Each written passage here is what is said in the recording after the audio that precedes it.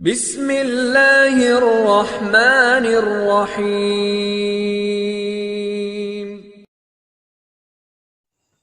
نحمدہ ونصلی علی رسولہ الکریم، اما بعد فاعوذ باللہ من الشیطان الرجیم، بسم اللہ الرحمن الرحیم۔ اللہ تبارک و تعالیٰ کا لاکھ لاکھ شکر ہے کہ جس نے اپنے پیاری مخلوق کی، اپنے پیارے حبیب کی صدقے تخلیق کی۔ آج میں ناظرین کرام جس موضوع پر بات کرنے والا ہوں وہ ہے آپ صلی اللہ علیہ وآلہ وسلم کی پیدائش، زندگی کے دن اور پیدائش کے بارے میں کہ آپ نے کس طرح دودھ پیا اور کس طرح آپ نے زندگی گزاری۔ یہ ویڈیو کا دوسرا ٹاپک ہے۔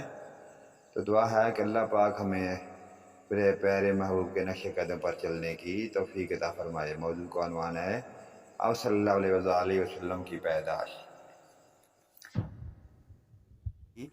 تو بنو سعد کا کوئی گھرانہ ایسا نہ تھا جس سے مشک کی خوشبو نہ آتی ہو۔ اسی طرح سب لوگ آپ سے محبت کرنے لگے۔ جب ہم نے آپ کا دودھ چھڑایا تو آپ کی زبان مبارک سے یہ الفاظ نکلے: اللہ اکبر کبیرہ والحمدللہ کثیرہ سبحان اللہ بکرۃ واسیلہ، یعنی اللہ پاک بہت بڑا ہے اور اللہ پاک کے لیے بے حد تعریف ہے اور اسی کے لیے صبح شام کی پاکی ہے۔ پھر جب آپ صلی اللہ علیہ وآلہ وسلم 2 سال کے ہو گئے تو ہم آپ کو لے کر آپ کی والدہ کے پاس آئے۔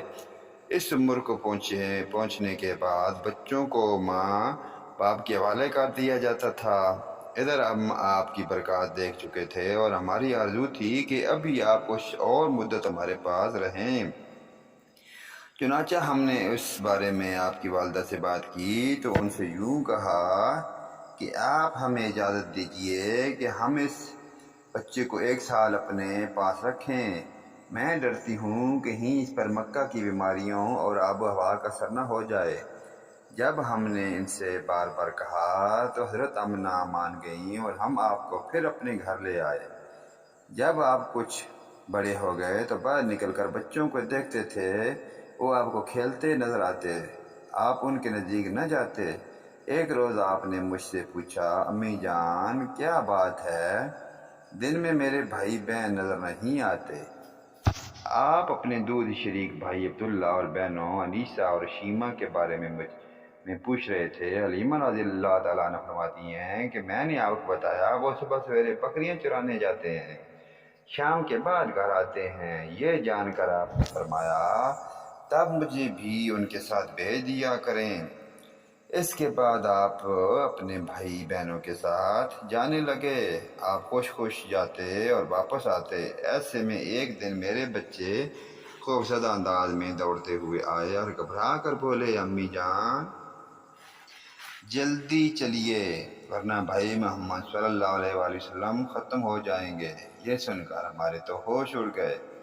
دوڑ کر وہاں پہنچے تو ہم نے آپ کو دیکھا کہ آپ کھڑے ہوئے تھے، رنگ اڑا ہوا تھا، چہرے پر زردی چھائی ہوئی تھی، اور یہ اس لیے نہیں تھا کہ آپ کو سینہ چاک کیے جانے سے کوئی تکلیف ہوئی تھی، بلکہ ان فرشتوں کو دیکھ کر آپ کی حالت ہوئی تھی۔ حلیمہ سعدیہ رضی اللہ تعالیٰ عنہ فرماتی ہیں کہ ہم نے آپ سے پوچھا کیا ہوا تھا تو آپ نے فرمایا کہ میرے پاس 2 آدمی آئے تھے، وہ سفید کپڑے پہنے ہوئے تھے، وہ دونوں حضرت جبرائیل اور حضرت میکائیل علیہ السلام تھے۔ ان دونوں میں سے ایک نے کہا کیا یہ وہی ہیں؟ دوسرے نے جواب دیا ہاں یہ وہی ہیں۔ پھر وہ دونوں میرے قریب آئے، مجھے پکڑا اور لٹا دیا۔ اس کے بعد انہوں نے میرا پیٹ چاک کیا اور اس میں سے کوئی چیز تلاش کرنے لگے۔ آخر انہیں وہ چیز مل گئی اور انہوں نے اسے باہر نکال کر پھینک دیا۔ میں نہیں جانتا وہ کیا چیز تھی۔ اس چیز کے بارے میں دوسری روایات میں یہ وضاحت ملتی ہے کہ وہ سیاہ رنگ کا ایک دانہ سا تھا۔ یہ انسان کے جسم میں شیطان کا گھر ہوتا ہے اور شیطان انسان کے بدن میں یہیں سے اثر ڈالتا ہے۔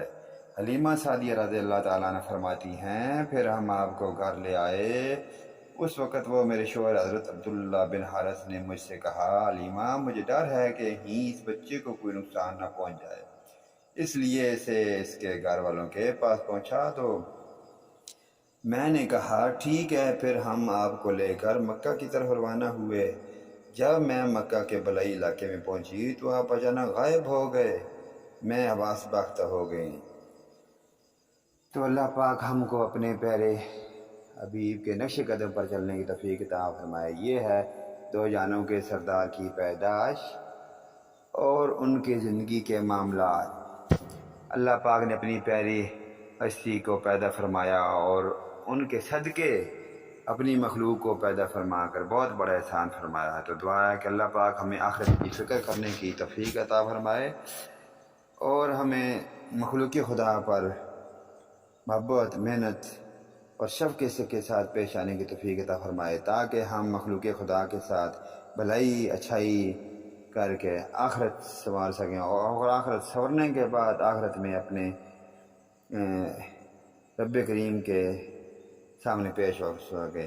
تو اللہ پاک ہمیں آخرت کی فکر کرنے کی توفیق عطا فرمائے۔ آمین۔ نیکسٹ ویڈیو میں پھر ملیں گے۔ آمین ثم آمین یا رب العالمین۔